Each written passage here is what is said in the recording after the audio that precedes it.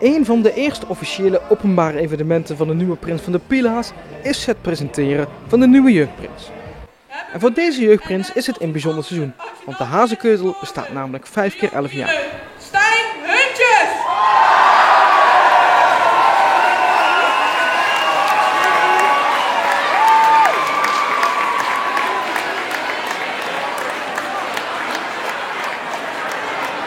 En Maurits Leenders!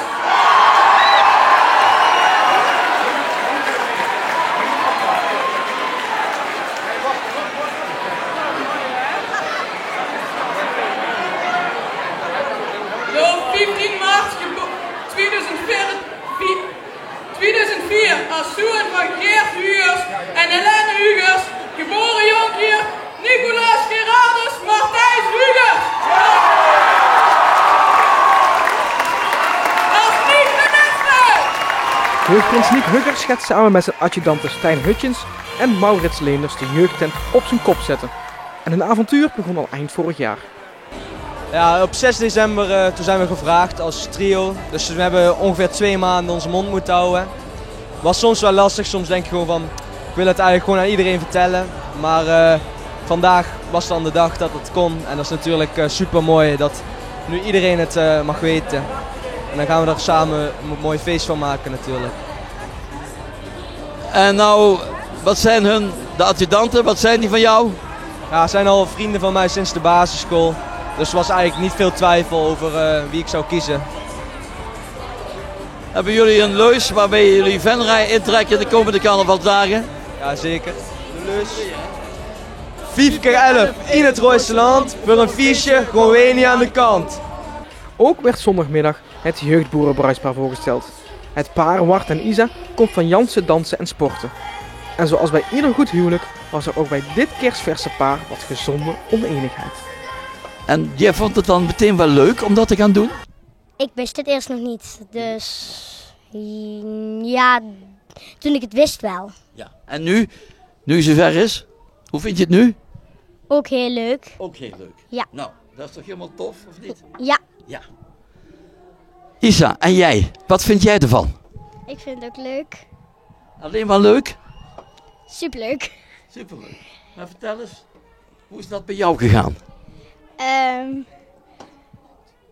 Ook via dansgansen. En weet je ook wat je nou allemaal moet gaan doen? Nee. Hebben ze dat niet verteld? Nee. Dat is ook wat, hè? Een beetje. Een beetje. Niet helemaal. Niet helemaal. Half. Nou, vertel het eens half. Optocht. De optocht? Ja, daar gaan we ook allemaal op de kast staan. Ja. En hebben jullie ook een feestje? De receptie en het verloven. Dat was het. Waar is dat? In de grote tent. Het feest op carnavalsdinsdag staat natuurlijk ook in de agenda van het nieuwe trio. Zij hoeven zich de komende tijd zeker niet te vervelen.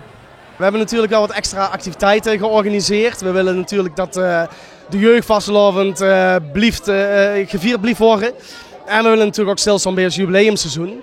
Dus we hebben eigenlijk 1,5 jaar geleden zijn we gestart met het TVK, Tino Vastelovensliedjesconcours, naar Venray te halen. Dus dat is op zaterdag 9 februari, aankomend weekend. En daags ervoor, op vrijdag 8 februari, hebben we een heel groot jubileumfeest, ook in de Wetteling, dezelfde locatie. Waar jong en oud, iedereen vanuit Venray, vastelovensvierder, hart voor de Hazekeutel, of gewoon als je een leuk feestje wilt hebben, dan moeten die 2 dagen zeker in de Wetteling zien. Kaartjes zien nog te koop. Maar dat zijn in ieder geval de extra activiteiten die we dit seizoen ontplooid hebben om te vieren dat we 5 keer 11 jaar bestaan. Zondagmiddag werd ook de orde van de Hazekeutel uitgereikt. En voor ontvanger Jan Broeren was dit een hele eer. Het doet me heel goed. Ik zie al vanaf mijn 15e jaar met de jeugdvastelovens bezig. En dat ik na zoveel jaar deze onderscheiding kreeg, heeft me toch wel heel blij gemaakt. En ook een stuk waardering naar al die vrijwilligers die samen met mij dit mooie vastelovensfeest mogen organiseren. Het doet me erg goed, absoluut.